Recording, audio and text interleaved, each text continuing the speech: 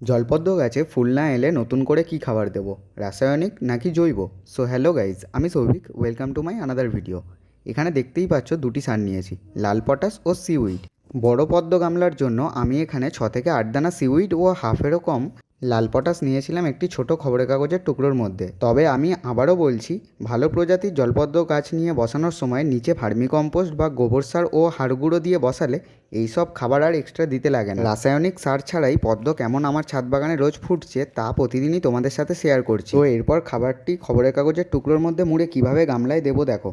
আজ যে গাছটা এই খাবারটি দেবো, এটা আমার একজন ভুল আইডি পাঠিয়েছিল অদিতি বলে। তো ফুল আসছে না দেখে যার থেকে নিয়েছিলাম সেই বললে এই খাবারটি দিই। তাই আজকের এই ভিডিও জল কমিয়ে নিয়ে প্রথমে গামলার ঠিক মাঝখানে এইভাবে পুঁতে দেবে। গাছটিতে এত স্ট্যান্ডিং লিফ আসার পরেও এরপর এই খাবারটি দিলাম। এরপরেও যদি ফুল না আসে তাহলে একে গামলা থেকে আমি তুলে দেবো। তাই তোমাদের বারবার বলবো, ভালো আইডি দেখে বুঝে জলপদ্র গাছ কিনবে আর জৈবভাবে জলপদ্র গাছ করে দেখো, ফুলে ফুলে ভরে উঠবে তোমাদের জল বাগানো। বাই।